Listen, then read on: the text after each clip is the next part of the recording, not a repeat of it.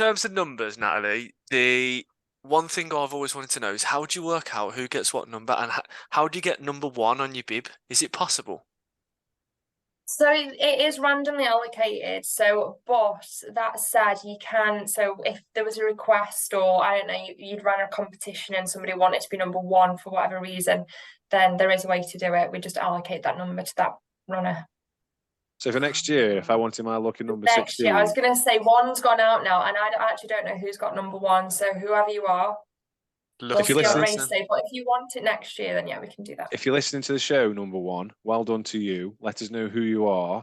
I want number 16 next year. That's my lucky number. Sergio Aguero's old number and the date of my birth, 16th of the 5th. So that's my lucky number. Here we go. If Rob can get me number 27 for the 11th of June this year, I'll win it. I think number 27's already gone, mate. What a shame. What a shame. I think Ben's already signed himself up for it now anyway. No. Ken was trying to sweet talk me into signing up. He was selling it to me. He was telling me, oh, it's the best atmosphere you'll get, all this sort of stuff. The problem is, Ken, you talked me into joining North Staffs Roadrunners, and that's already costing me, 50 mile in fuel every few weeks. Coming all the way to Staffordshire. Yeah, but look at the races that you've come, and you've got 50 points in both of them. So yeah. I don't sell you anything that's dud. Anything that I sell you is top notch. So yeah. I only come for the first places. That's what it is, Ken. And I'm not going to get first place at Potter's Half.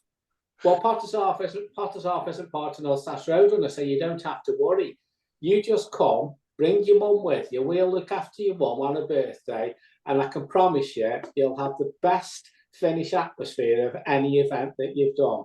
It is a really good atmosphere. The only way you can prove me wrong on that, then, is by coming and running it. And then you'll either say to me, Ken, you were spot on, or Ken, you've sold me a dud. He's calling you out on your own podcast, Ben. I know, he is, isn't he? He is. I can see what he's doing. Yeah, I can see what he's doing. Yeah. As Natalie's already said, you've got till 11:59.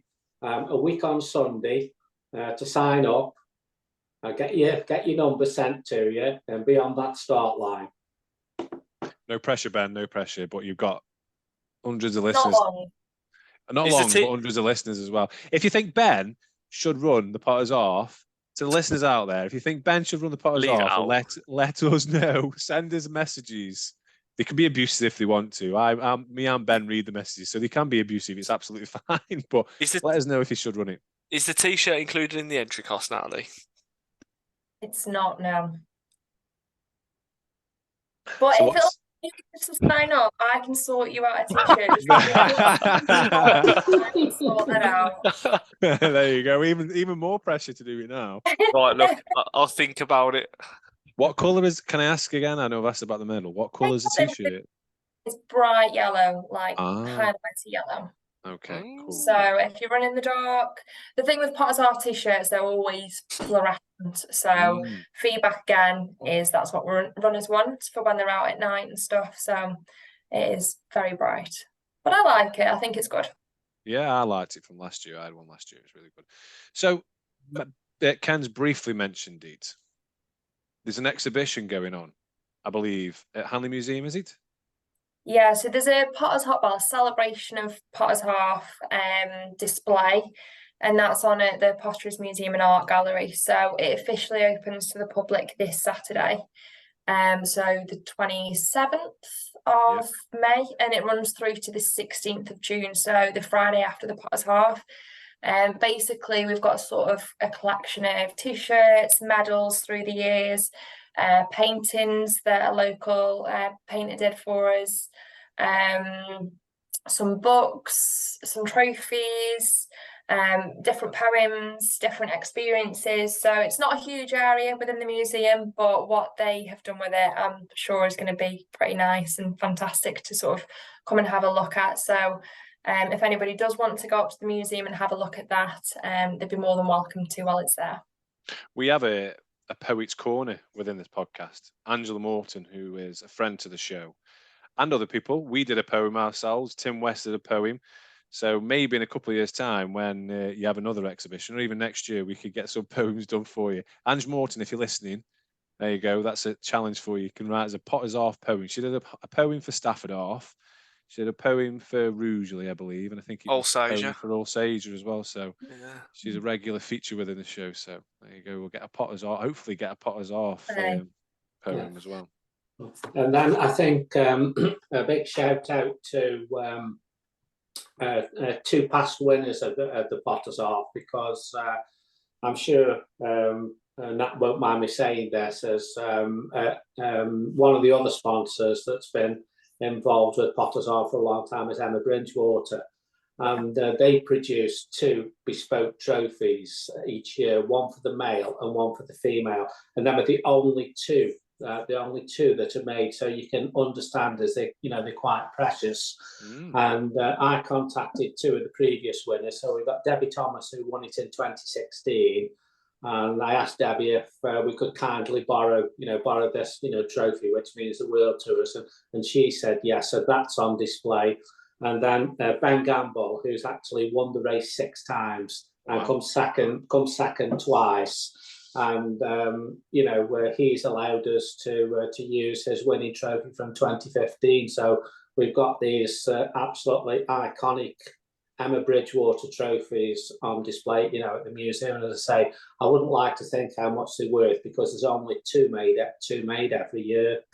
Am I right in thinking, Ken, this might be cut out of the episode because I might be completely wrong? Carl Moulton won it 1 year, is that right? Yeah. Oh, right. So, right. The story behind, because he's a North Stash Roadrunner. Yes, he is. Group Yeah. A, right. So the story of Carl Moulton is Carl Moulton first ran it in around about 2012, and that's what started him running. And he only ran that he wanted to raise funds for charity. Nothing else. He wasn't a runner. He just enjoyed it. He enjoyed it so much. And then he's ran it every year since and progressed to being a fabulous runner. However, up until last year, he had never won it. Yeah. He'd always been the bridesmaid. But however, he's going to love you calling him that. Carl, if you're listening, that was not my words. That's Ken's words. Carl would come on the podcast and say exactly the same. He's saying nothing that however fit and however fast he was running, as somebody used to turn up. And if you go through the results, you'll see that Carl's finished second and third, so many times. 1 year, as with probably about 2 weeks to go, he was favourite to win. And I actually got an email, and I thought it was one of these scam emails off a runner saying that I've just ran in the 2012 Olympics, and I'd like to come and run the Potter's Half. I thought it was one of these joke things. So I went on to Power of 10, and there he was, Kouré. And so he come and ran the Potter's Half, won it, and pushed Carl back down. So this happened so many times. Matt Clowes turned up, Carl was second. Ben turned up, Carl was second. And then for last year, he must have gone out and said, "You're not running this year. I'm doing it this year. Don't let anybody else enter. Let me run it." In 2021, as he was in the best shape of his life. And I was looking at the entry list, and there was really nobody that was standing out. That was his year. 2021, that was his year to win it. And on the Wednesday, he caught a cold. Oh. Yeah. Now, he still ran it, but ran it not 100%, and actually came second, and probably a slower time than that.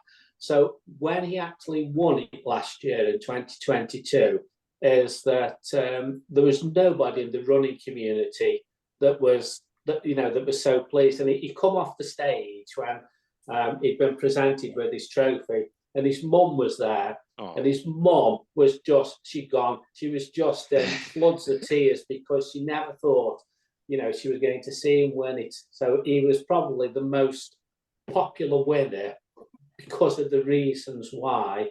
Now, Carl's running again this year. He's in absolutely fantastic form at the moment. He won the Uttoxeter Half a few weeks ago. So Carl's going to be one of the favourites, but also I think last year's winner in the Potter's Half, Emma Taylor, is going to take some beating, because she won Uttoxeter Half as well, and she ran 1:21 that day. Now, you know what a good time that was on your Toxteth half, Rob, and she came 6th overall. So both Emma and Carl have entered, so they're going to be hard to beat. Well, talking about good times on your Toxteth half, I got 2 hours 4. Every 1 hour 21 to 2 hour 4. Yeah. That's brilliant. Yeah. Carl, if you are listening, I don't know if he listens to the show, Ken, you'll have to point him in the direction. We will get him on the show if he's happy to come on the show, and we'll have a conversation with him. Sounds like a really good story to tell as well around Potter's Half. So we'll start to wrap it up a little bit now. So I'll hand over to you, Natalie, to sell the Potter's Half. For the people that haven't signed up just yet, including Ben. Including Ben. he's taking his headphones off. Just sell the Potter's Half. He stuck his fingers in his ears. The Potter's Half, the people are listening. Okay, Potter's Half. It's a different half marathon. You know, you've got a multitude of events that you can take part in. So Ben, if you didn't want to run the whole thing, or if you're out there thinking I've not been training, we've got the relay. If you and 2, 3, 4 of you want to sort of take part in that, then you can do. We've also got the walk. So for those that aren't avid runners, you know, you can take part in that one there. But if you want an event that sort of truly brings a community, a city together, that when you sort of line up down Potteries Way, there's people standing on the bridge cheering you on, getting you sort of geared up, ready for that start, cheering you through the city centre, out, and all the way around the course and back through, then this is the race for you. So I would say if you've not signed up, get signed up. You've got until next Sunday to do it. So, yeah. 11:59. Sign up at potters-half.co.uk. Half with ARF, not half. ARF. So it was in Runner's World. Natalie wasn't aware that it was in Runner's World. I shared that with her the other day. So it is quite well known as a really difficult course to do, but an enjoyable and varied course, an undulating course as they call it, a very undulating course, but it's a really enjoyable course, I must admit. It's the 3rd time I've done it.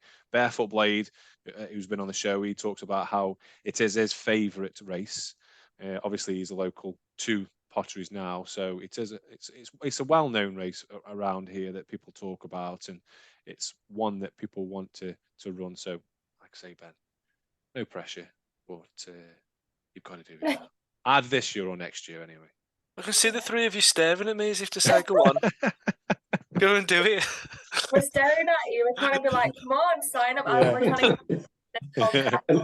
And then I think one other thing to mention about the Potter's Half is that over the years, how much money it's raised for local charities. We can't put a figure on it. Nobody can put a figure on it, but we know every year as people, you know, use it as a fundraising tool, and the vast majority of that money that's raised does go to local charities. So you know, it's a fantastic event. As I know I'm probably a bit biased, but I think it's the best half marathon in Staffordshire, if not further and beyond. And it ticks so many boxes. So if anybody's just in 2 minds, come along and just enjoy the atmosphere, and you'll have a great time. Yeah, and I know we've spoken in the past about how you select the races for North Staffs, and you try and use the little races that are for the ones that are set up by the local clubs and things like that to give back to community. Why has Potter's Half never been, or has it ever been in the NSRRA? We tried to. It has been in before when the numbers were lower, and we were trying to boost them. But Potter's Half really sort of stands on its own. It's already got 1,700 entries. Yeah. Whereas we've got other local races that probably need North Staffs Road Runners a little bit more. You know, they've only got maybe two sort of 300 runners.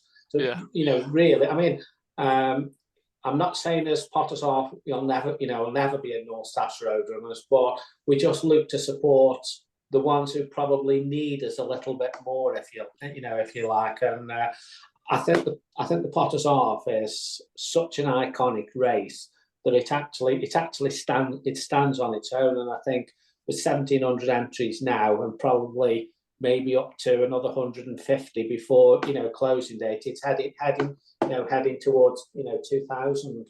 Yeah, fair comment. Which is the aim. We've always aimed to get it to 2,000. We've never quite made it there, but that is always the ambition every year to sort of crack that 2,000 figure. So Ben, you being one of them would be a great help. Thank you. Again, I don't think one man's not going to make a difference, is he? Yeah. Can you imagine if a week on Sunday, Nat looked at the entries and there was 1,999 entries. Don't. I wonder who's who will be on the end of the phone. Come on now, this ain't fair. Right, it's been a brilliant podcast, really good episode. I think for people that are local to Stoke, obviously we've got a good listening in Stoke-on-Trent. But if there are people out there that are thinking to themselves, I fancy a really good race, that live in local to the community or even further afield, and they want to try the Potters Half either this year or next year, I think it's a really good opportunity to try to test yourself really in a difficult half, but a really good experience as well. So thank you, Natalie. Much appreciated you coming on. I hope the exhibition goes well, and I hope Potters Half, I know it will go well anyway. And I'll see you there.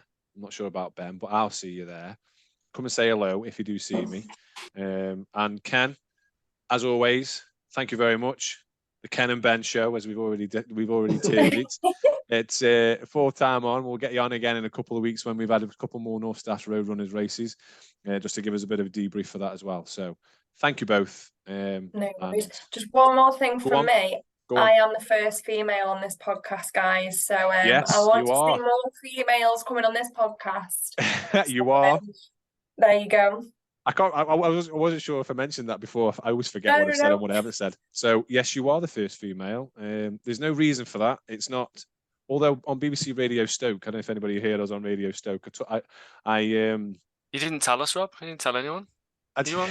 I was on BBC Radio Stoke. I was on BBC Radio Stoke. I didn't mention Potters Half, but I mentioned that when running a marathon is like childbirth, and I don't think it went down very well with the female population because the woman, Paula White, who was interviewing me, said, "Can I just stop you there? So you're thinking that running is the same as childbirth? What I meant was running a marathon is similar because you forget about what you've just done and then you want to sign up for another one." So this is why we don't have many female guests. Just stop talking. I will. You are the first female guest, and we are always open to having any other female guests on the show. I'll shut up now. Before I dig myself any deeper. Thank you. Thank you very much. Cheers, Natalie. Thank you, Ken. Thanks very much for coming on. Thank you.